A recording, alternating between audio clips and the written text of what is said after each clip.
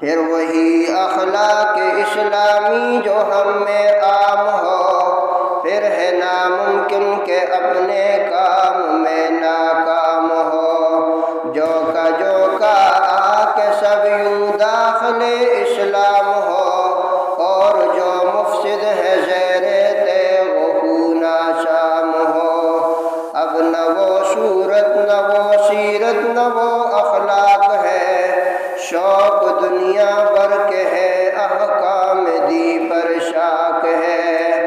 تیرے اگلے کارنامے شہرائے آفاق ہے، اب مسلمان کیوں تیری تاریخ کے یہ اوراق ہے۔ یہ حضور علیہ السلام نے فرمایا کہ قیامت کے دن میرے سب سے زیادہ قریب وہ شخص ہوگا جس کے اخلاق اچھے اور پیارے ہوں۔ حضور نے فرمایا کہ بہت سے ایسے لوگ ہیں جو اچھے اخلاق کی وجہ سے شب بیدار تہجد گزار کا درجہ پا لیتے ہیں۔ ایک صحابی نے حضور سے پوچھا کہ اللہ نے انسانوں کو جو چیزیں عطا کی ہیں، جو نعمتیں عطا کی ہیں، ان میں کون سی بہترین چیز ہے؟ حضور نے فرمایا ان میں سب سے عمدہ چیز اچھے اخلاق ہے۔ حضور نے فرمایا کہ قیامت کے دن سب سے جو میزان کے اوپر وزنی ہوگا، وزنی عمل، وہ اچھے اخلاق ہے۔ تو میرے دوستوں اور بزرگوں، اللہ کے نبی صلی اللہ علیہ وسلم کے اچھے اخلاق کی بدولت عرب کا وہ ظالم معاشرہ حضور کے اخلاق سے اتنا متاثر ہوا کہ وہ ظالم معاشرہ ایسا پیارا معاشرہ بن گیا کہ آج دنیا اس معاشرے کی مثالیں دیتی ہے۔ آج دنیا صحابہ کی زندگیاں پڑھ کے فخر محسوس کرتی ہے، ان کے طریقوں پہ چلنا اپنی سعادت سمجھتے ہیں۔ یہ اخلاق کریمانہ صحابہ نے حضور سے سیکھے۔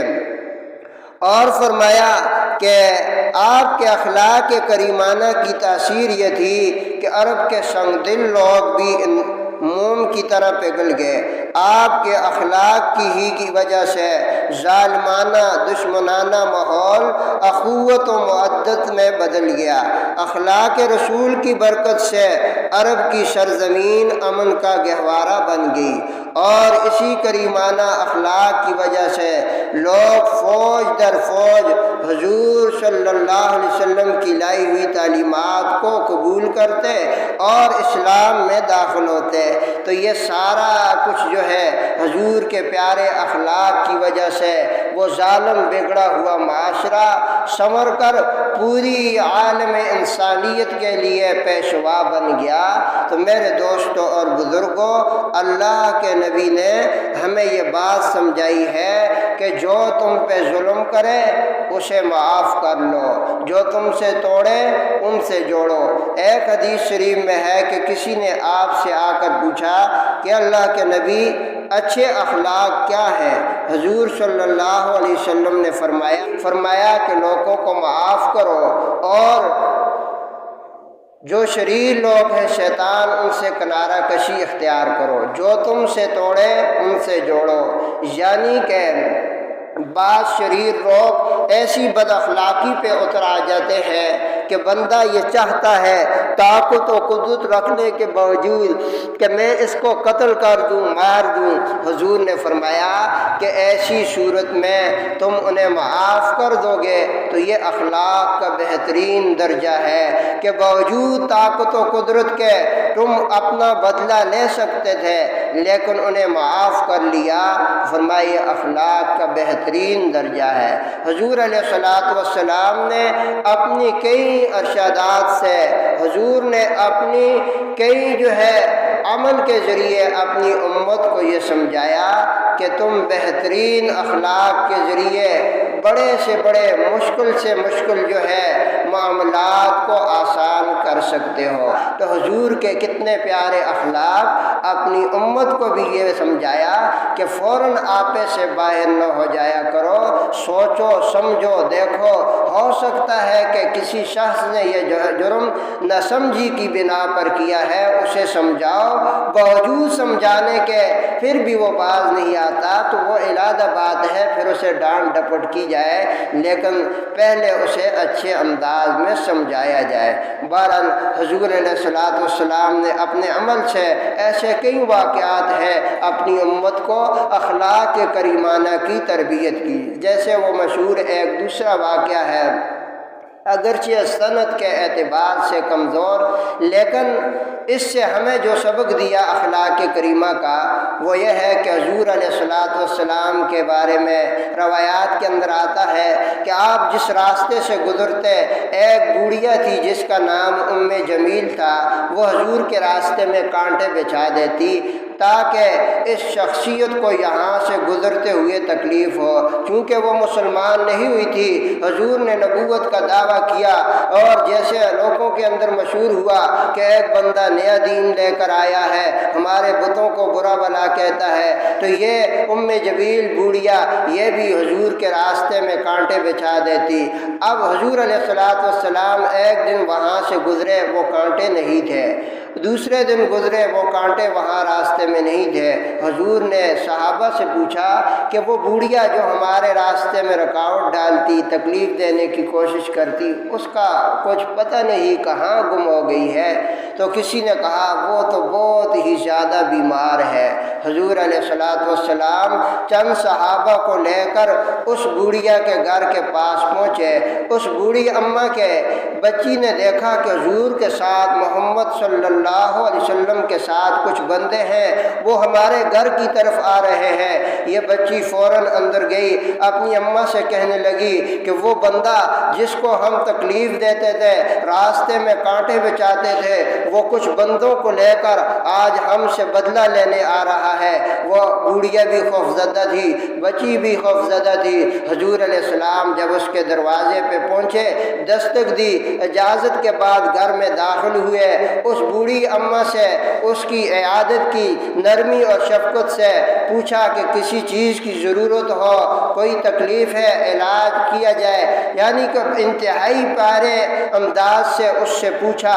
وہ بوڑھی اماں اتنی زیادہ متاثر ہوئی، کہنے لگی میں تو آپ کے راستے میں کانٹے بچھاتی تھی، میں تو آپ کے راستے میں رکاوٹیں ڈالتی تھی، لیکن آپ اتنے پیارے اخلاق والے، مجھے کلمہ پڑھائیے، آپ کی جو تعلیمات ہے یہ بڑی پیاری تعلیمات ہے۔ چنانچہ وہ بوڑھیا اس کے حضور علیہ السلام کے اخلاق سے متاثر اتنی ہوئی کہ اسی حالت میں کہنے لگی اشہد ان لا الہ الا اللہ و اشہد ان محمدا عبدہ و رسولہ۔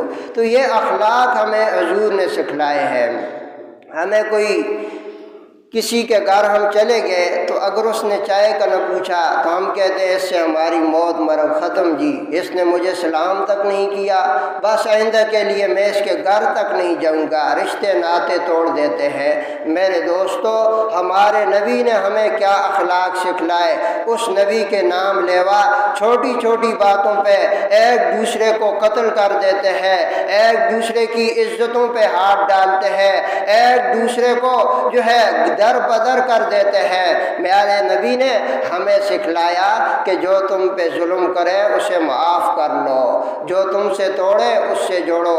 بہرحال میرے دوستوں اور بزرگوں، بعض ایسے لوگ ہیں جو مخالفین اسلام ہے، حاسدین پیغمبر ہے، وہ کہتے ہیں کہ اسلام کو زبردستی لوگوں پہ مسلط کیا، محمد نے تلوار کے زور سے لوگوں کو مسلمان کیا۔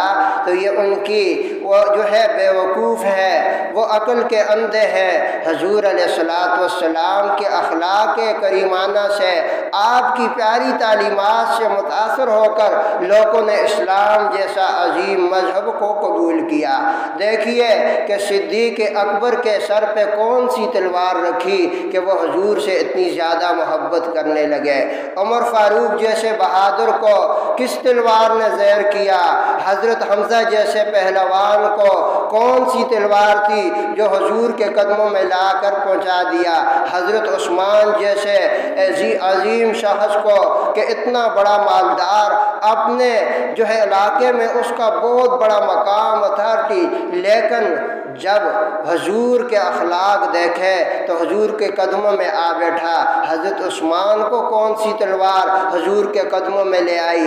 حضرت علی جیسے شیر خدا بہادر کو کس تلوار نے قابو کر کے حضور کے قدموں میں لے آئے؟ میرے دوستوں اور بزرگوں، آپ دیکھیے کہ حضرت خالد بن ولید جیسا عظیم بہادر جو اکثر جو ہے اسلام کے خلاف کافروں کے جنگوں کی قیادت کرتا ہوا بہت بڑا ماہر جنگ، وہ حضور کے قدموں میں جب آیا تو کون سی تلوار ان کے سر پہ رکھی گئی؟ عرب کے اندر اسلام دشمن جتنی بڑی قوتیں تھیں ان کی قیادت کرنے والے ابو سفیان کو کون سی تلوار حضور کے قدموں میں لے آئی؟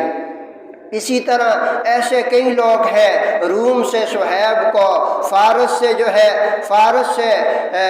روم سے صہیب کو، فارس سے سلیمان کو، حبشہ سے بلال کو، قبیلہ غفار سے ابو ذر غفاری کو، اور قبیلہ دوس سے حضرت عمر طفیل دوسی کو کون سی ایسی تلوار تھی جو حضور کے قدموں میں لے آئی؟ یہ آپ کے اخلاق کریمانہ تھے۔ اسلام تلوار سے نہیں بلکہ اخلاق کریمانہ سے لوگوں کو اللہ کے نبی نے اپنے قریب کیا۔